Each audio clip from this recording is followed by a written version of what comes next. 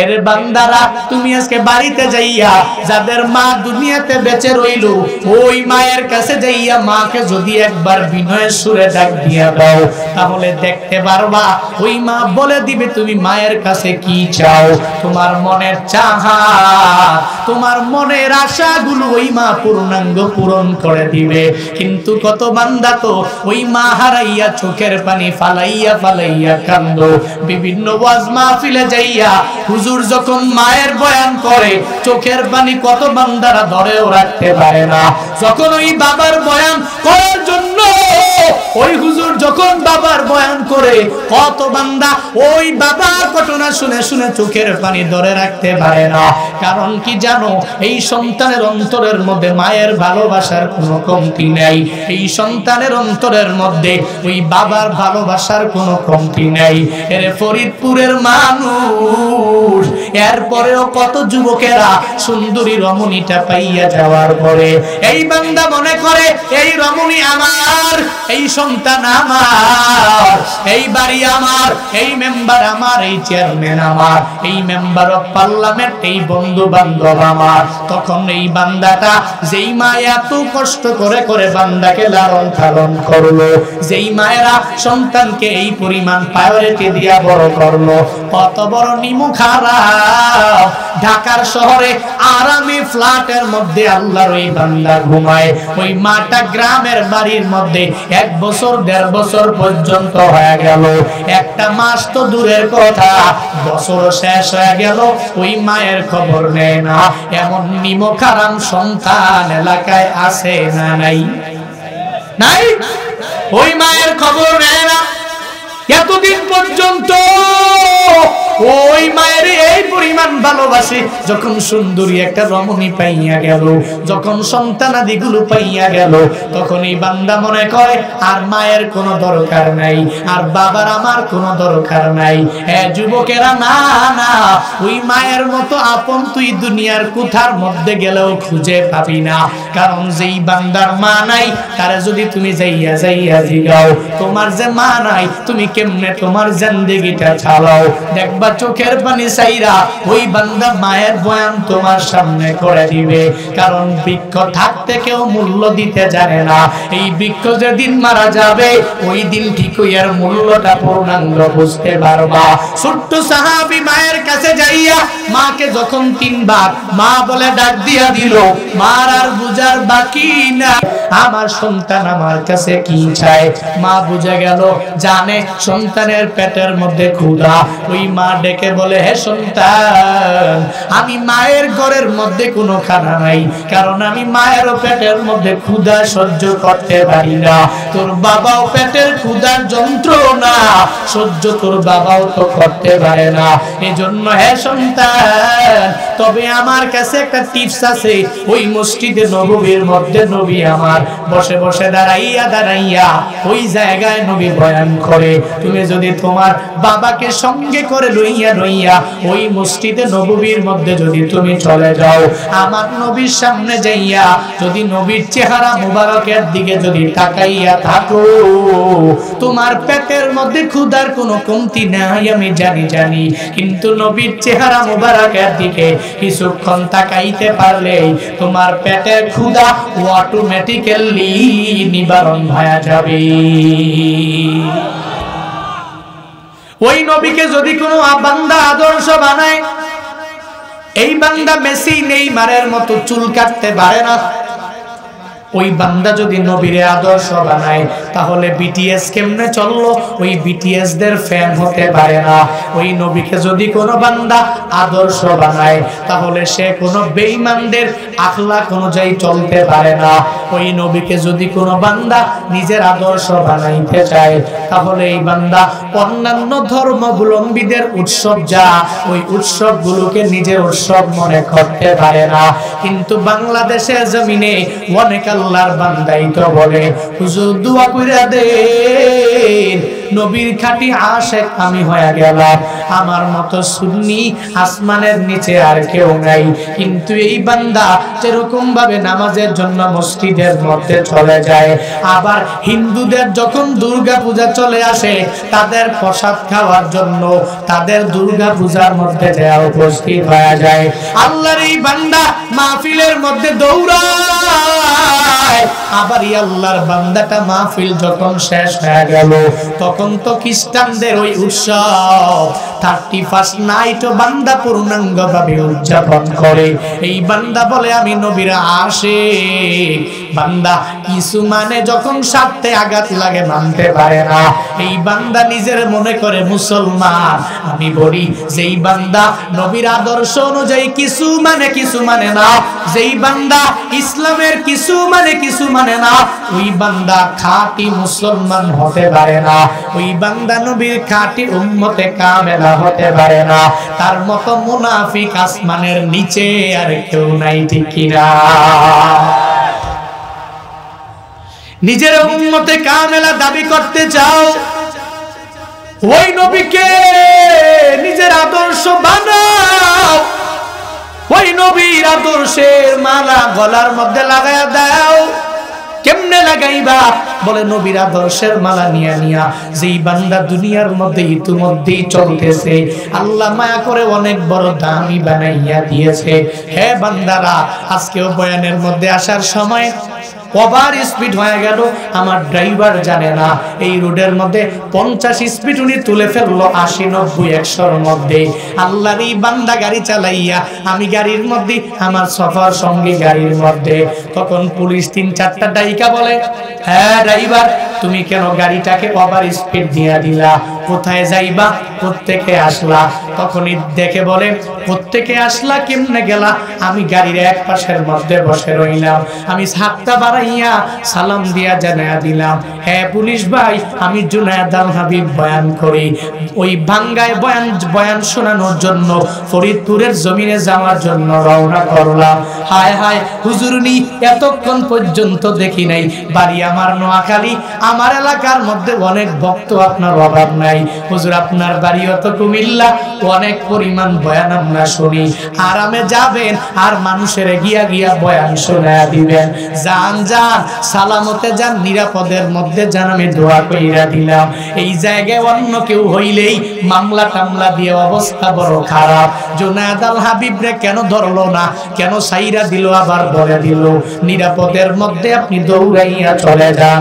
আর ওই মানুষগুলো আপনার জন্য ওয়েটিং, এদেরকে যাইয়া কোরআনের বয়ান শুনান,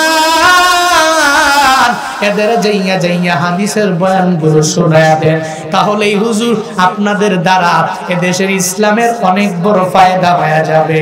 পুলিশ সবাই খারাপ না, তাদের মধ্যে এমন কিছু আল্লাহর বান্দা আছে যেই বান্দা 5 বেলার নামাজ পড়ে, 1 ওয়াক্ত নামাজও বান্দা বাদ দেয় না।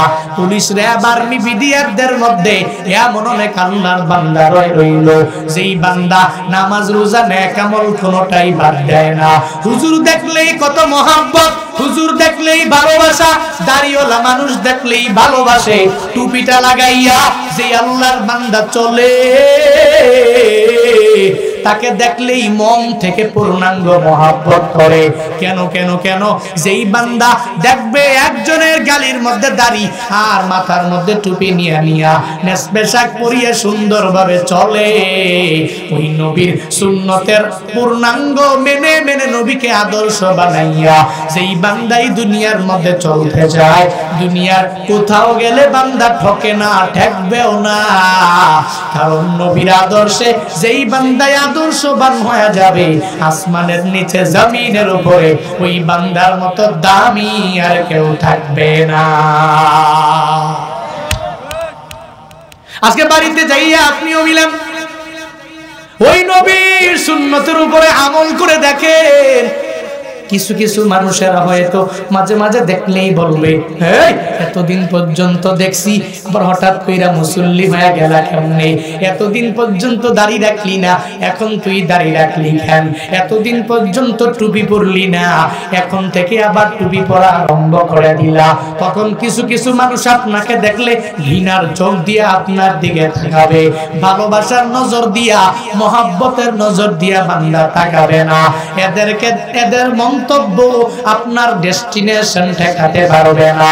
এ বান্দা, কিন্তু আপনি নবীর সুন্নতের উপর আমল করে করে ওই নবীর আদর্শে নিজের আদর্শবান বানাইয়া যদি চলতে পারেন, আমি বললাম না দুনিয়াতেই শুধু কল্যাণকামী হবে, শুধু দুনিয়াতেই কল্যাণকামী না, কি ফায়দা হবে আল্লাহ নিজেই তো জানায়া দিলেন। হে মানুষেরা, তোমরা যদি আমি রবের ভালোবাসা নিয়ে যদি জান্নাতের মধ্যে যদি যেতে চাও, তাহলে আমার মদিনাওয়ালা নবীর ইত্তেবা তোমরা করে নাও। ওই নবীর ইত্তেবা যেই বান্দা করবে, আল্লাহ তাকে দুইটা জাযা বড় বড় দিয়া দিবে। এক নাম্বার, যেই বান্দা নবীকে ইত্তেবা করে করে করে চলবে, আল্লাহ তাকে মায়া করে বলে তার পূর্ণ জিন্দেগীর সব গুনাহগুলোকে ক্ষমা করে দিবে। শুধু তাই না, যেই বান্দা নবীকে ইত্তেবা করে করে দুনিয়ার মধ্যে চলবে, আল্লাহ যেই বান্দা আল্লাহর ভালোবাসা পাইয়া জান্নাতে যেতে চায়, নবীকে ইত্তেবা করার মাধ্যমে আল্লাহ ভালোবাসা এই বান্দাকে জান্নাতের অধিপতি বানায়া দিবে। আতিনা ফি দারে দুনিয়া না হাসান, আতিনা ফি দারে উকবা না হাসান, ইয়া গিয়াসুল মুস্তাগীসিন হাদিনা লফদি খারা বিল উলুমে ওয়াল গিনা, হর গরি মে দেনে তু তৈয়ার হায়, ঝুনা মাঙ্গে উস তুবে জারো হায়। দুনিয়াতে কল্যাণকামী হওয়ার প্রয়োজন নাই। ওই নবীকে যদি আমি ইত্তেবা করি, ওই ইত্তেবা আমাকে জান্নাত পর্যন্ত পৌঁছায় দিবে। তাহলে দুনিয়াতে জান্নাতের চাইতে আখিরাতের মধ্যে আর কোনো বড় প্রতিদান হতে পারে না। তো আল্লাহ, দুনিয়াতে আমরা কল্যাণ চাই, তবে আখিরাতের কল্যাণটাই অনেক বড় বড়। তবে কল্যাণকামী হওয়ার জন্য ওই নবীর আদর্শে নিজেকে আদর্শবান বানানো লাগবে। ওই নবীর প্রেম অন্তরের মধ্যে নিয়ে চলা লাগবে। ওই নবীর প্রেম নিয়ে দুনিয়া যেই বান্দারা চললো, আল্লাহ মায়া করে কি পরিমাণ দামি এদের বানায়া দিল। ওই মদিনাওয়ালা নবীর সাহাবী যারা জান্নাতের মধ্যে জান্নাতের সার্টিফিকেট দুনিয়ার মধ্যেই পাওয়া গেলেন, কয়জন সাহাবা? সবাই বলেন। 10 জন সাহাবা জান্নাতের সার্টিফিকেট দুনিয়াতে পেয়ে গেলেন। কয়জন? আবু বকর, উমর, উসমান, আলী রাদিয়াল্লাহু আনহুম আজমাইন।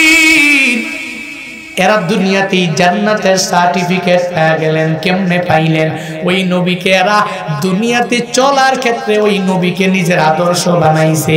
এজন্যই তো বান্দা দুনিয়াতে অনেক বড় দামি হয়ে গেল। এমন অনেক সাহাবী আছে যেই সাহাবীরে স্বয়ং আল্লাহ নিজেই সালাম জানাইছে। আল্লাহ সালাম জানাইছে কেন? এই বান্দা নবীর আদর্শ মানিয়া মানিয়া চললো, এই বান্দা নবীর ইত্তেবা করে করে আগাইয়া গেল। ওই নবীর এক ছোট্ট সাহাবীর কথা বর্ণনা করলেই বোঝা যাবে আল্লাহ কি পরিমাণ মায়া সাহাবায়ে কেরামদেরকে করলেন, আর সাহাবীরাও ওই নবীরে কি পরিমাণ ভালোবাসলেন। বান্দা শুনে নাও, নবীর এক সাহাবী, বাবাও সাহাবী, ছেলেটাও সাহাবী, দুইজনই সাহাবী। আমার নবীর হাতে গড়া গড়া 2 সাহাবী। বাবাটাও নবীরে দেইখা মুসলমান, সন্তানটাও নবীরে দেইখা দেইখা নবীর হাতে মুসলমান। ছোট্ট বাচ্চাটা বয়স বেশি না, কেউ বলেন 11, কেউ বলেন 12, কেউ বলেন 13, বয়স বেশি না। এত অল্প বয়সী বাচ্চা, ওই বাচ্চার ঘরের মধ্যে কোনো খানা নাই। সাহাবায়ে কেরামদের জিন্দেগি কিতাবের মধ্যে খুঁড়িয়া খুঁড়িয়া ওই সাহাবায়ে কেরামদের জীবন কথার বয়ান যতক্ষণ পর্যন্ত আপনি পড়বেন চোখের পানি ধরে রাখা যাবে না। কারণ হলো সাহাবায়ে কেরামের জিন্দেগিটা অনেক কষ্টের রে বান্দা। কেমন জানো কত সাহাবায়ে ঘরের মধ্যে খানাও নাই। আল্লাহর এই বান্দারা 7 দিন 4 দিন 5 দিন পর্যন্ত খানা নাই। কারণ কি জানো? এরা তবুও রবের দরবারে শুকরিয়া আদায় করে চলে, তবুও এরা হতাশার মধ্যে পড়ে যায় না, তবুও এরা নিজেরা ডিপ্রেশনের মধ্যে ভোগে না। ছোট্ট সাহাবীর ঘরের মধ্যে অনেক দিন পর্যন্ত যখন খানা নাই, বড় মানুষেরা 4 দিন 5 দিন পর্যন্ত খানা না খাইয়া থাকতে পারে, কিন্তু ছোট্ট মানুষ বয়স বেশি না, কেউ বলেন 11 আবার কেউ বলেন 13, এই ছোট্ট বাচ্চা তো পেটের ক্ষুধার যন্ত্রণা সহ্য করতে পারে না। ছোটরা যখন পেটের মধ্যে ক্ষুধা লেগে যায় দৌড়াইয়া মায়ের কাছে যায় কি যায় না? ওই মায়ের কাছে যাইয়া যখন মারে মা বলে ডাক দেয়, তখন মার আর বুঝারও বাকি থাকে না যে আমার সন্তান আমার কাছে কি জন্য আমি মায়ের ডাক দিয়া দিল। কারণ মায়েরা মাকে মা বলতে দেরি, কি জন্য সন্তান আমায় ডাকলো এই কথা বুঝার আর বান্দা কোনো বাকি থাকে না। ছোট্ট সাহাবীটা দৌড়াইয়া মায়ের দরবারে চলে গেল। ওই মাকে যখন মায়া ভরা ডাক যখন মারে দিয়া দিল, একবার যখন ডাক দেয় মা, দুইবার যখন মাকে মা বলে ডাক দিয়া দিল, তিনবার যখন মাকে মা বলে ডাক দিয়া দিল, মা বলে হে সন্তান আমার আর বুঝার বাকি নাই, তুই আমার জন্য কি জন্য আসলা, তুই আমি মায়েরে কি জন্য ডাক দিয়া দিলা আমার বুঝার বাকি নাই। এর বান্দারা তুমি আজকে বাড়িতে যাইয়া যাদের মা দুনিয়াতে বেঁচে রইল ওই মায়ের কাছে যাইয়া মাকে যদি একবার বিনয়ের সুরে ডাক দিয়া দাও, তাহলে দেখতে পারবা ওই মা বলে দিবে তুমি মায়ের কাছে কি চাও, তোমার মনের চাহত তোমার মনের আশাগুলো ওই মা পূর্ণাঙ্গ পূরণ করে দিবে। কিন্তু কত বান্দা তো ওই মা হারাইয়া চোখের পানি ফালাইয়া ফালাইয়া কান্দো। বিভিন্ন ওয়াজ মাহফিলে যাইয়া হুজুর যখন মায়ের বয়ান করে চোখের পানি কত বান্দারা ধরেও রাখতে পারে না। যখন ওই বাবার বয়ান করার জন্য ওই হুজুর যখন বাবার বয়ান করে কত বান্দা ওই বাবার ঘটনা শুনে শুনে চোখের পানি ধরে রাখতে পারে না। কারণ কি জানো? এই সন্তানের অন্তরের মধ্যে মায়ের ভালোবাসার কোনো কমতি নেই, এই সন্তানের অন্তরের মধ্যে ওই বাবার ভালোবাসার কোনো কমতি নেই। এর ফরিদপুরের মানুষ এরপরেও কত যুবকেরা সুন্দরী রমণীটা পাইয়া যাওয়ার পরে এই বান্দা মনে করে এই রমণী আমার, এই সন্তান আমার, এই বাড়ি আমার, এই মেম্বার আমার, এই চেয়ারম্যান আমার, এই মেম্বার অফ পার্লামেন্ট, এই বন্ধু বান্ধব আমার। তখন এই বান্দাটা যেই মা এত কষ্ট করে করে বান্দাকে লালন পালন করলো, যেই মায়েরা সন্তানকে এই পরিমাণ প্রায়োরিটি দিয়া বড় করলো, কত বড় নিমুখ হারাম।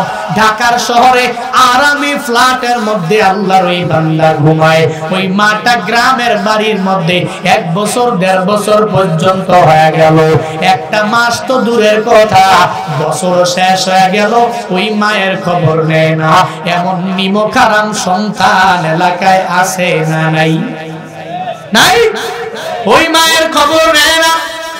এতদিন পর্যন্ত ওই মায়ের এই পরিমাণ ভালোবাসে, যখন সুন্দরী একটা রমণী পাইয়া গেল, যখন সন্তানাদিগুলো পাইয়া গেল, তখন এই বান্দা মনে করে আর মায়ের কোনো দরকার নাই, আর বাবার আমার কোনো দরকার নাই। হ্যাঁ যুবকেরা, না না, ওই মায়ের মতো আপন তুই দুনিয়ার কোথার মধ্যে গেলেও খুঁজে পাবি না। কারণ যেই বান্দার মা নাই তারা যদি তুমি যাইয়া যাইয়া জিগাও তোমার যে মা নাই তুমি কেমনে তোমার জিন্দেগিটা চালাও, দেখবা চোখের পানি চাইরা ওই বান্দা মায়ের বয়ান তোমার সামনে করে দিবে। কারণ বৃক্ষ থাকতে কেউ মূল্য দিতে জানে না, এই বৃক্ষ যেদিন মারা যাবে ওই দিন ঠিকই এর মূল্যটা পূর্ণাঙ্গ বুঝতে পারবা। ছোট্ট সাহাবী মায়ের কাছে যাইয়া মাকে যখন 3 বার মা বলে ডাক দিয়া দিল, মার আর বুঝার বাকি না। আমার সন্তান আমার কাছে কি চায়। মা বুঝে গেল, জানে সন্তানের পেটের মধ্যে ক্ষুধা। ওই মা ডেকে বলে, হে সন্তান, আমি মায়ের ঘরের মধ্যে কোনো খানা নাই, কারণ আমি মায়ের পেটের মধ্যে ক্ষুধা সহ্য করতে পারি না। তোর বাবাও পেটের ক্ষুধার যন্ত্রণা সহ্য তোর বাবাও তো করতে পারে না। এজন্য হে সন্তান, তবে আমার কাছে একটা টিপস আছে। ওই মসজিদে নববীর মধ্যে নবী আমার বসে বসে দাঁড়াইয়া ওই জায়গায় নবী বয়ান করে।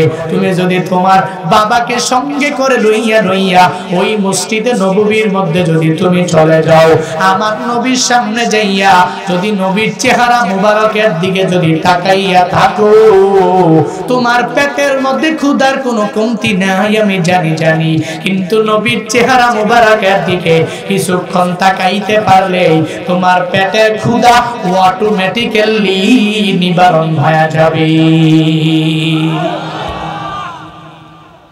ছোট্ট সাহাবী ডেকে বলে, মা এত বড় টিপস তুমি আমারে দিয়া দিলা।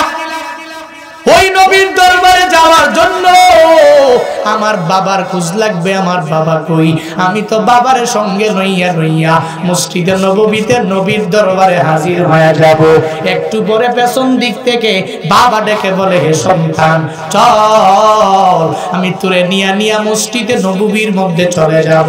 সন্তানটাকে সঙ্গে লইয়া হাতের আঙ্গুলের মধ্যে লইয়া মসজিদে নববীর মধ্যে যখনই যাইয়া হাজির হয়ে যায়, ওই নবীর দরবারে যাওয়ার পরে ওই নবী ইতিমধ্যেই বয়ান আরম্ভ করে দিলেন। প্রথম কাতার পূর্ণ হয়ে গেল, দ্বিতীয় কাতারটাও পূর্ণ হয়ে গেল, তৃতীয় কাতার পূর্ণ হয়ে গেল। অনেক দূরেই বাবার ছেলে জায়গা পেয়ে গেল। নবী বয়ান করে দাঁড়াইয়া না, নবী বসে বসে আজকে বয়ান করতেছে। এজন্য আশেপাশের যত সামনে সাহাবায়ে কেরামরা, এই সাহাবায়ে কেরামদের ঘাড় অনেক উঁচু, এজন্য ঘাড় উঁচু হওয়ার কারণে ছোট্ট সাহাবীটা ওই নবীর চেহারা মুবারক স্পষ্ট ভাবে দেখতে পায় না। ডেকে বলে, বাবা তুমি তোমার কুলের মধ্যে আমায় লও। তোমার কুলের মধ্যে আমি যখনই বসে যাব, তখন আমার হাতটাও একটু উঁচু হয়ে যাবে, তখন আমি মদিনা ওয়ালা নবীকে স্পষ্ট ভাবে আমি দেখতে পাবো। নবীকে দেখতে না পারলে পেটের ক্ষুধা তো নিবারণ হবে না। ওই বাবা বলে, আয় তুই আমার কুলের মধ্যে আয়। কুলের মধ্যে সন্তানটাকে লইয়া যখন সন্তানটা মদিনাওয়ালা নবীর দিকে এক নজর দিয়া তাকায় রইল, একটু পরে চোখের পানি ফালাইয়া ছোট্ট বাচ্চাটা কান্দে। আর একটু পরে ওই ছোট্ট বাচ্চা নবীর চেহারা মুবারকের দিকে তাকাইয়া পেটের মধ্যে জুড়ে থাপ্পড় মারতেছে। এই কার্যকলাপ দেখিয়া বাবা বড় হতবাক হয়ে গেলেন। ওই বাবা ডেকে বলে, হে সন্তান, মদিনাওয়ালা নবীর চেহারাটা দেখার পরে একটু পরেই তুমি কেন চোখ দিয়া তোমার অটোমেটিক্যালি পানি পড়লো? আর দ্বিতীয়বার কেন ওই নবীর চেহারা মুবারক দেখার পরে পেটের মধ্যে কেন জোরে থাপ্পড় তুমি মারলা? ছোট্ট বাচ্চা বলে, বাবা দ্বিতীয় প্রশ্নের উত্তর আপনাকে প্রথমবার আমি দিয়া দিব, আর প্রথম প্রশ্নের উত্তর আপনাকে দ্বিতীয়বার দিয়া দিব। বলে, বড় ওই পেটের মধ্যে কেন জোরে থাপ্পড় মারলা? বলে, ও বাবা, ওই মদিনাওয়ালা নবীর চেহারা মুবারক এত সুন্দর, আমি আমার মায়ের কাছ থেকে নবীর ব্যাপারে বয়ান শুনেছি। ওই মা আমাকে টিপস দিয়া জানাইছে, যদি তুমি নবীর চেহারা মুবারকের দিকে এক নজর দিয়া যদি কিছুক্ষণ তাকাইয়া থাকতে পারো, তাহলে তোমার পেটের ক্ষুধা অটোমেটিক্যালি নিবারণ হয়ে যাবে। ওই মায়ের টিপস অনুযায়ী বাবা আপনার কুলের মধ্যে আমি যখন বসে গেলাম, ওই কুলের মধ্যে বসে যখন আমি নবীর চেহারা মুবারকের দিকে এক নজর দিয়া তাকায় রইলাম, আমি তাকায় দেখি এত দিনের আমার পেটের মধ্যে ক্ষুধা। নবীর চেহারা মুবারক দেখতে দেরি হলো, আমার পেটটা ভরতে ক্ষুধা নিবারণ হতে বিন্দু মাত্র পরিমাণ সময়ও দেরি হলো না।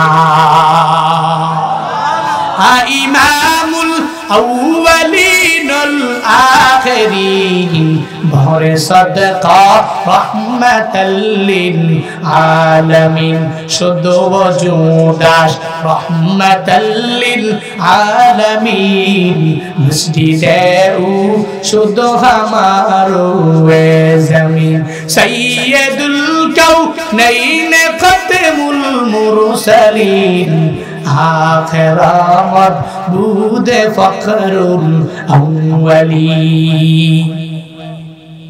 ছোট্ট সাহাবী, বড় না ছোট? হ্যাঁ, ছোট্ট সাহাবী বলে, বাবা আমি আমার নবীর চেহারা মুবারকের দিকে এক নজর দিয়া যখন আমি নবীর চেহারা মুবারকের দিকে তাকাইয়া রইলাম, তখনই আমার পেটের ক্ষুধা নিবারণ হয়ে গেল। এবার বাবা জানতে চায়, হে সন্তান, তুই নবীর চেহারা মুবারকের দিকে তাকাইয়া চোখের পানি ফালাইয়া কেন তুমি কান্না করলা, বুঝলাম না। বলে, বাবা আমি আমার মায়ের কাছ থেকে নবীর ব্যাপারে বয়ান শুনেছি। বলে, আমার নবী যখন তায়েফের ময়দানে ইসলামের দাওয়াত দেওয়ার জন্য চলে গেলেন, তখন ওই জায়গায় যাওয়ার পর নবী যখনই তাদের কাছে কালিমার দাওয়াত দিয়ে দিলেন, ওই তায়েফের মানুষেরা নাকি ওই নবীকে পাথর দিয়া এই নবীর চেহারা মোবারকের দিকে আঘাত করেছে। আমি মায়ের কাছ থেকে বয়ান শুনেছি, উহুদের ময়দানে ওই নবী নাকি এত আহত, ওই নবীর ব্যাপারে আমি বয়ান শুনেছি মায়ের কাছে। কিন্তু আজকে নবীর চেহারা মোবারক যখন আমি দেখে ফেললাম, আমি মনে মনে চিন্তা করলাম, ওই বাচ্চারা, ওই বড় বড় লোকেরা, ওই তায়েফের মানুষেরা যখন নবীর দিকে পাথরগুলো ছুঁড়ে মারলো, এদের কি একটু বিন্দু মাত্র পরিমাণ মায়া লাগে নাই? ওই নবীর জন্য কি বিন্দু মাত্র পরিমাণ দয়া হয় নাই? ওই নবীর ওই সময়ের ব্যথার কথা আমি ছোট্ট সাহাবী মনের মধ্যে অনুভব করে করে, উপলব্ধি করে করে আমার চোখ দিয়া বে বে বে বে পানি পড়ে। ওই নবীর প্রেমের সাগরে 11 বছরের বাচ্চাটা যখনই ডুব দিয়া দিল, আমার মাওলা এই বাবার ছেলের কথোপকথন শুনে কি শুনে না? বলেন, আল্লাহ জানে কি জানে না? আল্লাহ বলেন, হে জিবরাইল, যাও যাও ওই নবীর কাছে গিয়া তুমি জানাইয়া দাও।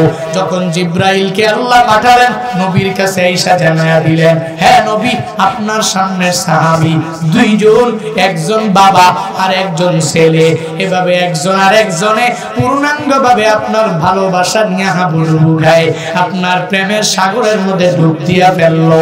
মদিনাওয়ালা নবীকে এই কথা বলার পর নবী ছোট্ট সাহাবীটাকে কাছে ডাকলেন। ছোট্ট সাহাবীটাকে কাছে নবী আইনা জানায়া দেয়, হ্যাঁ ছোট্ট সাহাবী, তুই কি আমারে ভালোবাসো নাকি? বলে, হ্যাঁ নবী আমার, আমি আপনাকে ভালোবাসি। বলে, কি পরিমাণ ভালোবাসো? বলে, আমি আপনাকে আমার মায়ের চাইতেও বেশি ভালোবাসি। বলে, আর কিসের চাইতে ভালোবাসো? বলে, আমি আপনাকে আমার বাবার চাইতেও বেশি ভালোবাসি।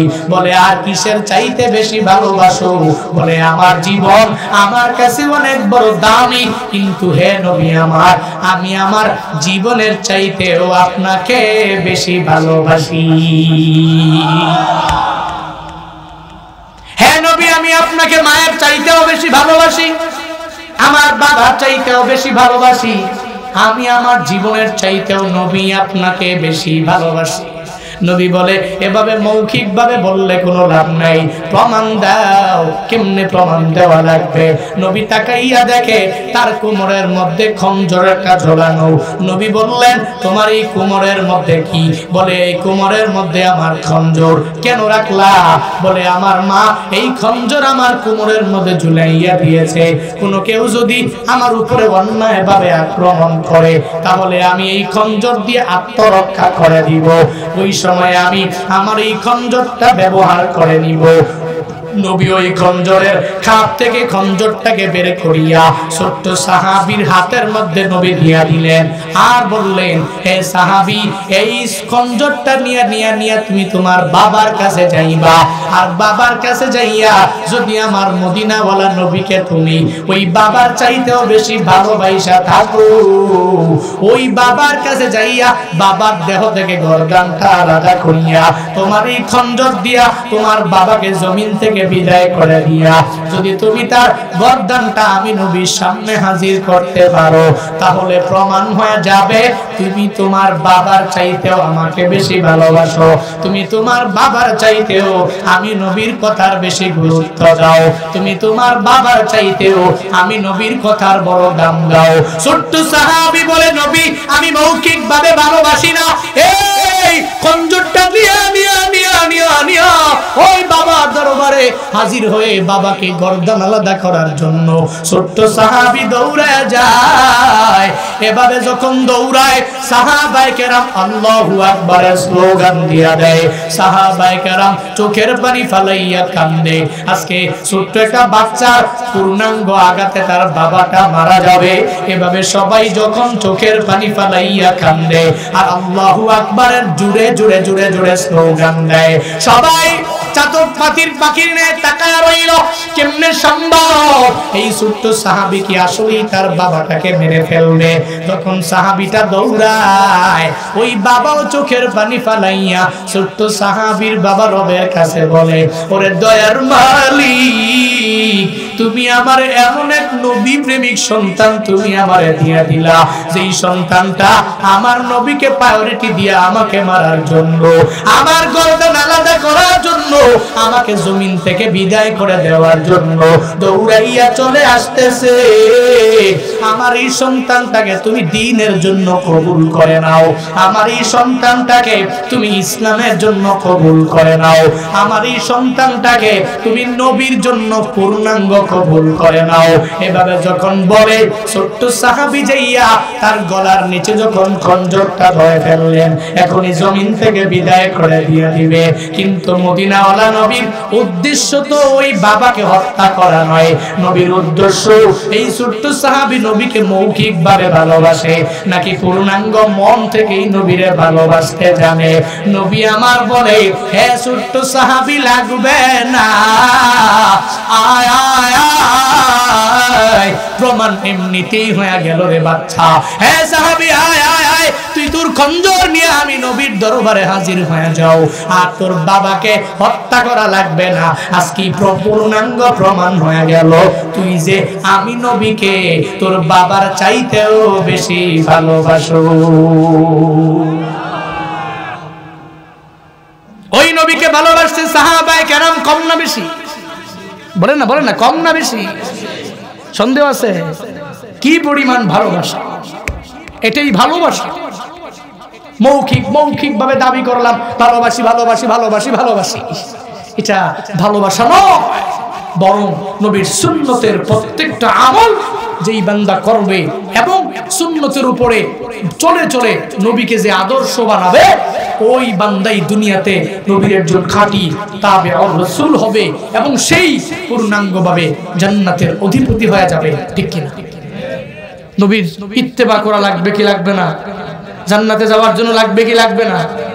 নবীর প্রেমে পাগল যারা প্রেম খেলা খেলে, নবীর প্রেমে পাগল যারা প্রেম খেলা খেলে, নবীর প্রেমে অস্করণী দন্ত দে ফেলে, নবীর প্রেমে অস্করণী দন্ত দে ফেলে, নবীর প্রেমে পাগল যারা প্রেম খেলা খেলে, হায় রে নবীর প্রেমে পাগল যারা প্রেম খেলা খেলে, নবীর প্রেমে পাগল পারা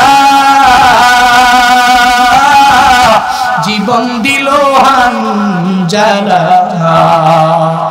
নবীর প্রেমে পাগল পারা জীবন দিল হানজালা, গোসল করাইলো তারে ফেরেশতার দলে, গোসল করাইলো তারে ফেরেশতার দলে, নবীর প্রেমে পাগল যারা প্রেম খেলা খেলে, হায় রে নবীর প্রেমে পাগল যারা প্রেম খেলা খেলে, নবীর প্রেমে অস্করণী দন্ত দে ফেলে, নবীর প্রেমে অস্করণী দন্ত দে ফেলে, নবীর প্রেমে পাগল যারা প্রেম খেলা খেলে, হায় রে নবীর প্রেমে পাগল যারা প্রেম খেলা খেলে। মারহাবা।